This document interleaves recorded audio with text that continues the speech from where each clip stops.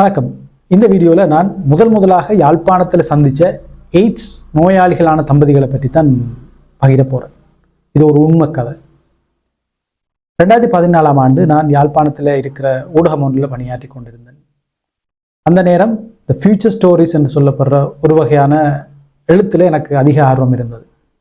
மக்களை நேரடியாக சந்தித்து அவரோட கதைகளை கேட்டு அவரோட உணர்வை அப்படியே எழுத்தில் கொண்டாடுற மாதிரியான ஒரு வகையான எழுத்து. சின்ன சின்ன கட்டுரைகளாக மிக ஆழமான விஷயங்களை அதிகம் எழுதி கொண்டிருந்த காலம் அது.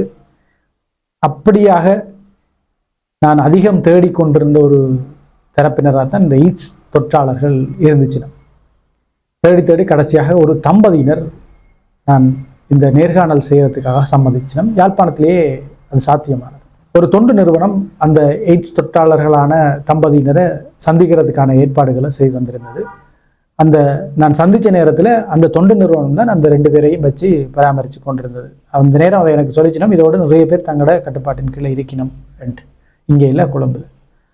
அப்படி யாழ்ப்பாணத்திலிருந்து போய் அங்கே இருக்கிற 2 பேர் தான் நான் சந்தித்த ஆக்கள். அதுக்கான ஏற்பாடுகளை யாழ்ப்பாணத்திலேயே செய்திருந்தவர்.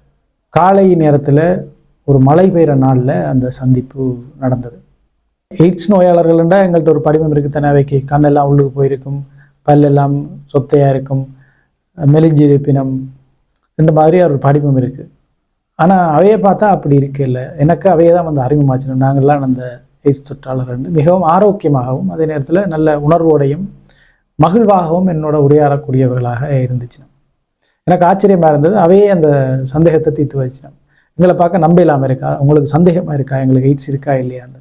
நான் சொன்னேன், இல்லை எனக்கு அந்த எய்ட்ஸ் நோயாளர்கள்ண்டா ஒரு படிமம் இருக்குது தானே, அந்த படிமத்துக்குள்ளே நீங்கள் அடங்க இல்லை, அதுதான் சந்தேகமாக இருக்குண்டு. அதை சொல்லிச்சோம், இல்லை நாங்கள் ஒழுங்காக மருந்தெடுத்துக்கொள்கிறோம், அதோடு எங்களுடைய மனதை ஆரோக்கியமாகவும் சந்தோஷமாகவும் வச்சுக்கொள்கிறோம், அதனால் நாங்கள் எப்போவுமே நோயற்றவர்களாகவே தெரிகிறோம் என்று சொல்லிச்சினோம். அது உண்மையுமாக எனக்கு பட்டது. சரி, என்ன வேண்ட கதைகளுக்குள்ளே போனேன். அதில் அந்த அக்காவை முதல் நேர்காணல் செய்தேன். அவளுக்கு அப்போ 30 வயசு என்று நினைக்கிறேன். அவள் அப்படித்தான் சொன்னதாக ஞாபகம். அவள் யாழ்ப்பாணத்தின் நகரத்தை அண்டின ஒரு பகுதியைச் சேர்ந்தவா. 99ஆம் ஆண்டு அவளுக்கு திருமணம் நடந்திருக்கு. வெளிநாட்டில் இருந்து, பிரான்ஸில் இருந்து நினைக்கிறேன் வந்த ஒருவரை வீட்டுக்காரர் பேசி திருமணம் செய்து வச்சிருக்கிறார். அவளுடைய வீடு சரியான வறுமைப்பட்டது. ஆனால் அவர் வெளிநாட்டிலேருந்து வந்தவரோ நல்ல வசதியானவர். இவாவோட 2, 3, 4, 5 வயசு கூடின ஒருத்தர். பேசின உடனே இவாவும் நல்ல வடிவாக இருக்கிறா. அப்போ ஓமண்டு அவளுக்கு அந்த நேரம் 18 வயசு. ஓமண்டு கல்யாணமெல்லாம் ஏற்பாடாயிட்டு. கல்யாணம் முடிஞ்ச அன்று இரவு தாம்பத்திய வாழ்க்கையை தொடங்கின நாளன்று அவர் மயங்கி போனார். ஆனாலும் அதை அவள் பெருசுபடுத்த இல்லை. அடுத்தடுத்த நாட்களில் அவதானிச்சா அவற்ற ஆண்குறியில் சில வித்தியாசமான அடையாளங்கள் தென்பட்டதாக அவள் எனக்கு சொன்னான். சரி என்றால் அது என்னண்டு அவை அந்த நேரம் அவள் சின்னால் தானே, அதை பெருசாக இது பண்ணையில் விட்டாச்சு. 11ஆம் நாள் அவர் இரவு மயங்கி போனார். காய்ச்சல் வந்துட்டு தடிமன் அவருக்கு வேறு மாதிரியான வருத்தங்கள் எல்லாம் அந்த நாள் இரவு அவருக்கு தென்பட தொடங்கிட்டு கடைசியாக அவர் கனநேரம் மயங்கி கிடந்துட்டார். அப்போ வேறு வழி இல்லாமல் உடனடியாகவே யாழ்ப்பாண ஆஸ்பத்திரிக்கு கொண்டு போயிருக்கிறார். யாழ்ப்பாண ஆஸ்பத்திரிக்கு கொண்டு போய் அங்கே இரவு வச்சிருந்துட்டு அடுத்த நாள் காலமாக ரத்தம் எல்லாம் செக் பண்ணி பார்த்தா அவருக்கு HIV+ என்று சொல்லப்படுற உச்சக்கட்டத்தில் இருக்கிறார். அப்போ மருத்துவமனை வந்து முதலாக இவாவை கூப்பிட்டு நிலைமையை சொல்லும்போது இவாவுக்கு எய்ட்ஸ் என்றாலே பெரிய அளவில் ஒரு அறிவும் இல்லை. ஏற்கனவே 11 நாள் ஆகிட்டு கல்யாணம் கட்டி. அப்போ இவாவுக்கும் பிறவி இருக்க வாய்ப்பு இருக்குது. எனவே இவாவிலையும் செக் பண்ணி இவாவிலையும் தொற்றுக்குள்ளாகி இருக்கிறது கண்டறியப்படுது. இந்த கணவனான அவர் மயக்க தெளிஞ்ச பிறகு ஆஸ்பத்திரியில் வச்சு சொல்கிறார், நான் என் வாழ்க்கையை நாசமாக்கிட்டேன், இப்படி உனக்கு செய்திருக்கக்கூடாது, நீங்கள் அப்பாவி, எதுவும் தெரியாதவள், உன்னை நான் ஏமாற்றிட்டேன், பெரிய குற்ற உணர்வாக இருக்குது எனக்குண்டு அவர் அதில் கட்டிப்பிடிச்சி அழுகிறார். இவாவும் அழுகிறான். இவா எனக்கு சொன்ன அந்த நேரம் அவருக்கு எய்ட்ஸ் இருக்கிறது தெரியாமல் தான் தன்னை கல்யாணம் கட்டியிருக்கிறார் என்று தான் நம்பினதாக சொன்னான். அதுக்கு பிறகு டிக்கெட் வெட்டி வீட்டை கொண்டு போய் மணமகண்ட வீட்டிலே தான் இருந்திருக்கணும். அப்போ அவன் வீட்டுக்கும் தெரிய வந்துட்டு, அதாவது மணமகனின் தாய் தப்பனுக்கு. அப்போ அவை சொல்லியிருக்கிறோம், தாங்கள் 16 வருஷம் தவம் இருந்து பெற்ற பிள்ளை, ஆனால் சாத்திரம் சொன்னது அவர் வந்து உங்களோட நிலைக்க மாட்டார் என்று அதுதான் நடந்துட்டது என்று சொல்லி அவையும் சொல்லியிருக்கிறார். அப்படியே இருக்கும்போதும் அவர் ஒரே இவாவோட அழுகையும் சரியா ஆக்கினப்பட்டிருக்கிறார். அவர் வீட்டுக்கு வந்த பிறகு மதுபோதைக்கு இன்னும் அடிமையாகிட்டார். ஒவ்வொரு நாளும் அதிகமாக குடிக்க வழிகிட்டார். பிரான்ஸில் இருக்கும் போதை விட இப்போ அதிகமாக குடிக்க வழிகிட்டார் என்று அந்த அக்கா எனக்கு சொன்னார். அப்போ ஒரு கட்டத்தில் இவையெல்லாம் சொல்லியிருக்கேன், நீங்கள் இப்படி குடிச்சா வேகமாக இறந்து போயிடுவீங்க, எனவே நீங்கள் கொஞ்ச காலத்துக்காக உயிர் வாழ வேணும் என்று சொன்னால் குடிய கொஞ்ச காலத்துக்கு குறைக்குங்கோ அல்லது அதை விடுங்கோன்னு சொல்லி, இல்லையென்ற அவர் தன்னோட படித்த நண்பர்கள் பெரிய பெரிய பதவிகளில் நல்ல சந்தோஷமாக குடும்பத்தோடு வாழும்போது தான் மட்டும் இப்படி ஒரு நோய்க்குள்ளாகிட்டனே என்ற ஒரு மனக்கவலை என்ன வாழ முடியாமல் வச்சிருக்கு. எனவே எனக்கு குடிக்கிறதான் ஒரு ஆறுதல் என்று சொல்லி குடிச்சு 1.5 வருஷத்தில் எய்ட்ஸ் நோய் இன்னும் கூட வீரியமாகின பிறகு அவர் செத்து போனார். செத்து ஒரு கொஞ்ச நாள் அவருடைய மருமகனோட குடும்பத்தோடைய இருந்திருக்கிற பிறகு அவையும் இவாவை வச்சுக்கொள்ள விரும்பலை. கொஞ்சம் அப்படி இப்படி பேச வலிக்கிற இவாவால் அங்கே வாழ முடியாத சூழல் வர தன் சொந்த வீட்டுக்கு தாயின் வீட்டுக்கு போயிருக்கிறா. தாய்க்கு வந்து 6 பிள்ளைகள் வீட்டில் இருக்கணும். இவாவோட சின்ன சின்ன பிள்ளைகளை. இவாவுக்கு அப்போ 19 வயசு, 19.5 வயசு. அங்கே போனால் தாய்க்கு போய் இந்த விஷயத்த சொல்கிறா, இப்படி எனக்கு எய்ட்ஸ் வந்துட்டு. இப்போ தாய் உடனே அதுக்கு நான் ஒன்றும் செய்யலை, அது உன்னோட தலைவிதி என்று சொல்லி கொஞ்ச நாள் வச்சு பார்க்குறா. ஒரு 2-3 மாதம் பிறகு இவர் செத்த உடனே அந்த பத்திரிகைகளில் வந்த செய்திகள் மரண அறிவித்தெல்லாம் பார்த்து ஆக்களுக்கு தெரிஞ்சிட்டுது, கிராமத்தில் இப்படி இவா அதான் கல்யாணம் கட்டினேன், இவாவுக்கும் எய்ட்ஸ் இருக்குன்ற விஷயம் சாடமாடையாக எல்லாருக்கும் தெரிய வந்துட்டு. இவா வீட்டை போய் கொஞ்ச நாள் இருக்கும்போதே ஊர் சனம் எல்லாம் வந்து விசாரிக்க தொடங்கிட்டு, இப்படி இவாவுக்கு எய்ட்ஸோ, இவா ஊரில் இருந்தால் மற்றாக்களுக்கும் பிரச்சனை, வீட்டில் சின்ன பிள்ளைகளை வச்சுருக்கிறீங்க, அதுகளுக்கும் ஆபத்து என்று சொல்லி தாய்க்கு குடைச்சலை கொடுக்க, தாயும் ஒரு கட்டத்தில் இவா வீட்டை விட்டு போகிற அளவுக்கான வேலைகளை செய்ய வலிக்கிட்டு இவா வெறுப்பேத்திரமாகி நடந்து கொண்டா. அந்த நேரம் இருந்த ஒரு கிராம சேவகரும் வந்து இப்படி வீட்டில் இவா வச்சிருக்கக்கூடாது, வேற எங்கேயும் அனுப்பி விடுங்கோ, இது ஊருக்கு பிரச்சனை, சனமெல்லாம் தனக்கு கம்ப்ளைண்ட் பண்ணுதுன்னு சொல்லி அவரும் அழுத்தங்களை கொடுக்க ஒரு கட்டத்தில் இவாவால் உயிர் வாழவே கூடாது என்ற முடிவுக்கு வரான். எனவே ஒரு பிழையான முடிவெடுத்து இந்த உயிரை மாற்றி கொள்றதுக்கு முயற்சிக்கிறார். அதில் எதேச்சியாக தப்பிச்சு ஆஸ்பத்திரியில் திருப்பியும் அனுமதிக்கப்படுறான். இப்போ ஆஸ்பத்திரியிலேருந்து ஒரு மாதிரி உயிர் தப்பி வெளியில் வந்த பிறகு இவாவுக்கு வீட்டை போகவும் முடியாது, வெளியிலையும் எதுவுமே தெரியாது. ஏன்னா ஒரு கிராமத்திலிருந்து வந்த ஒரு ஆள், ஒருத்தரையும் தெரியாது, இப்படி ஒரு நோய்க்கு உள்ளாகி இருக்கிறோம் என்று பல விஷயங்கள் வர ஒரு பெண் அந்த நேரம் 99, 2000களில் எப்படி இருந்திருக்குமென்று யோசிச்சு பாருங்க, எய்ட்ஸ் பற்றிய புரிதல்.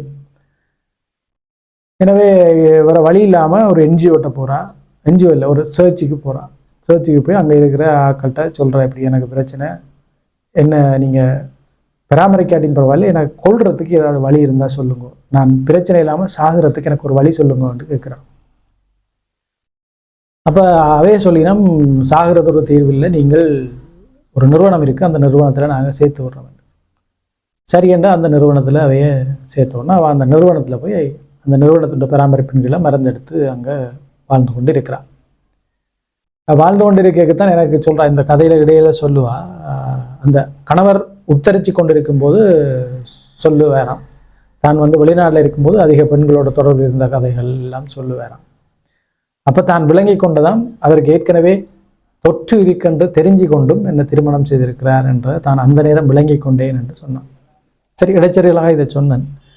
அங்கே இருக்கும்போது தான் இந்த ஆண் தொற்றாளர் அவாவோட அறிமுகமாகிறார். இவா போகும்போது அவர் கொஞ்சம் ஆக்டிவாக இருக்கிறார், அங்கே இருக்கிற முக்கியமான பொறுப்பு ஒன்றிலையும் அவர் இருக்கிறார். ஆனால் நல்ல ஆரோக்கியமாக இருக்கிற ஒருத்தர். அவரோட கதைச்சி பழகி பிறகு 2 பேருமே இணைஞ்சு வாழலாம் என்ற முடிவுக்கு வருகினார். இவ்வளவு கதையும் அந்த அக்கா எனக்கு சொன்னார். அதுக்கு பிறகு பக்கத்தில் இருந்த அவரோட என்னுடைய சம்பாஷணையை தொடங்கினேன். இப்போ அவரை பற்றி கேட்டேன்.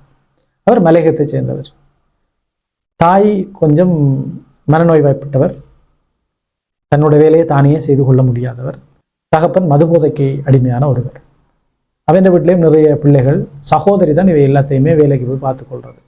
அப்போ இவருக்கு பாடசாலை போகிற காலத்திலேயே சரியான சாப்பாடு இல்லை, உடுப்பு இல்லை, இவரை கவனிக்கிறதுக்கு ஒருத்தரும் இல்லை.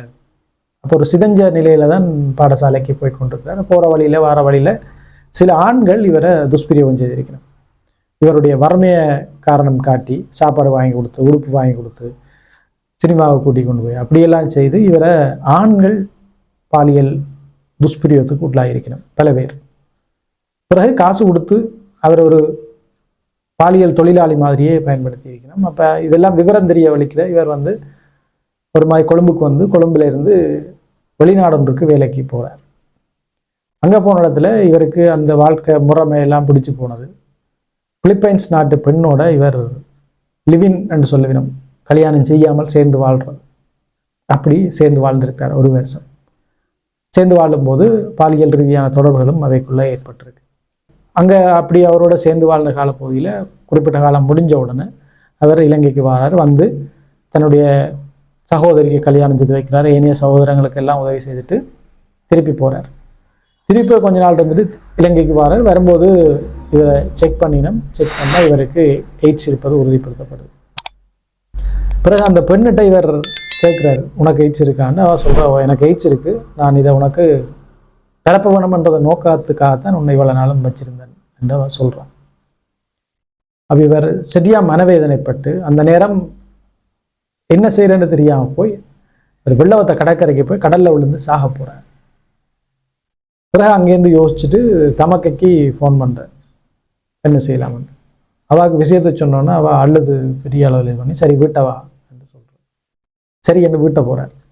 வீட்டை போனால் கொஞ்ச நாள் சகோதரி வச்சு பார்க்குறா. அப்புறம் ஒரு 2-3 மாதம் போக அவளுக்கும் பயம் வந்துடும் போல். பயந்துட்டாவா. பயந்து இவர்கிட்ட பேக்கெல்லாம் தூக்கி வெளியில் வீசி இவரை வீட்டை விட்டு போக சொல்லி, அப்போ இவருக்கும் உடலில் கொஞ்சம் பலவீனம் ஏற்படுத்துது. அப்போ சரி இனி வீட்டில் இருக்க இயலாது என்று அவர் வீட்டை விட்டு வெளியில் வந்து ஏதோ ஒரு அடிப்படையில் இந்த நிறுவனத்தோட சேர்ந்து வேலை செய்கிறார். வேலை செய்து அங்கே அவருக்கு மருத்துவ இதெல்லாம் செய்யப்படுது. அந்த நிறுவனத்தில் உயர் பதவிக்கு வரார். வந்து அந்த முழு எய்ட்ஸ் நோயாளர்களையும் பராமரிக்கிற ஒரு வேலையாக செய்யும் போது தான் யுவாவை சந்தித்து 2 பேருமே இணைஞ்சு வாழ தொடங்கினோம். அப்போ அந்த நேர்காணலில் நான் கடைசியாக ஒரு கேள்வி கேட்டேன், எய்ட்ஸ் தொற்றின உடனே உங்களுக்கு என்ன உணர்வு ஏற்படும்? அந்த அக்கா டக்குன்னு எனக்கு சொன்னுவா, தான் ஆஸ்பத்திரி வெளியில் வந்து இந்த எனக்கு ஏற்பட்ட இந்த நோயை இன்னும் பல பேருக்கு தான் பிறப்ப வேணும் என்று யோசிச்சார். தான் அந்த நேரம் அந்த சர்ச்சுக்கு போய் அந்த சர்ச் ஆக்கள் தன்னை சரியாக வழிப்படுத்தி இருக்காட்டி தான் பல பேருக்கு அந்த தொற்றை பரப்பி இருப்பேன். அவர் கொஞ்சம் யோசிச்சுட்டு சொன்னார், தனக்கு எய்ட்ஸ் பரப்பின பெண்ணும் அதைத்தான் சொன்னான்னு சொல்லி, தனக்கு எய்ட்ஸ் வந்ததை திட்டமிட்டபடியே தான் உனக்கு பரப்பி விட்டேன் என்று அவர் தனக்கு சொன்னதாக அவர் சொன்னார்.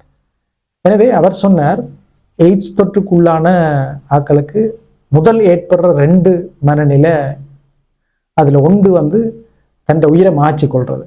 இந்த 2 பேருமே முதல் வேலையை அதைத்தான் செய்திருக்கணும்.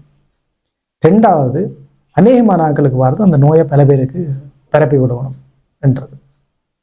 இலங்கையில் கடந்த 1 வருஷத்துக்குள்ள மாத்திரம் 5000க்கும் மேற்பட்ட எய்ட்ஸ் தொற்றாளர்கள் கண்டுபிடிக்கப்பட்டிருக்கணும். அதே மாதிரி வடக்கு கிழக்கிலையும் குறிப்பாக வவுனியா யாழ்ப்பாணத்திலையும் புதிய எய்ட்ஸ் தொற்றாளர்கள் எண்ணிக்கை சடுதியாக அதிகரிச்சிருக்கு. எய்ட்ஸ்ன்றது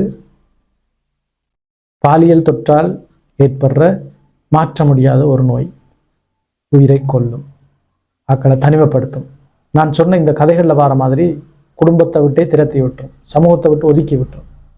அதெல்லாம் அவர்களை வந்து சரியாக கையாளாமல் தெரியாமல், அதே நேரத்தில் எய்ட்ஸ் நோயாளர்களை புரிஞ்சு கொள்ளாததன் வெளிப்பாடு தான். ஆனால் சமூகத்தின் பொது புத்தி அப்படித்தான் இருக்கும். எனவே தான் இந்த எய்ட்ஸ் அபாயத்திலிருந்து நாங்கள் எல்லோருமே எங்களை பாதுகாத்து கொள்ள உரிய சுகாதார நடவடிக்கைகளை மேற்கொள்ளணும். இல்லாட்டி நான் இந்த சந்தித்த தம்பதியினருடைய நிலைதான் உங்களுக்கும் ஏற்படும். இப்போ அவை எப்படி இருக்கணும், என்ன நடந்ததுன்னு எனக்கு தெரியாத ஒரு தொடர்பும் இல்லை. கிட்டத்தட்ட 2014 இன்றைக்கு 10 வருஷம் ஆயிட்டுது. இருக்கணுமா இல்லையா, அவருடைய உடல் ஆரோக்கியம் எப்படி இருக்குன்றலாம் தெரியாது. ஆனால் இந்த வீடியோவில் அவை எங்கே இருந்தாலும் நல்லா இருக்கணும். ஏனெண்டா அவை யாழ்ப்பாணத்துக்கு வந்த நேரம் செய்த வேலை அப்படி. பாடசாலைகளுக்கு போய் சமூகம் கூடுற இடங்களுக்கு போய் HIV பற்றிய விழிப்புணர்வுகளை செய்து கொண்டிருந்துச்சு. இப்போ எப்படி இருக்கணுமோ அல்லது அதைத்தான் செய்து கொண்டிருக்கணுமான்னு தெரியாது. ஆனால் அவை ஒரு HIV தொற்றாளர் எப்படி இந்த சமூகத்துக்கு தன்னுடைய கடமையை சரியாக செய்யணும்ன்றதுக்கு சாட்சியானவர்கள். நன்றி.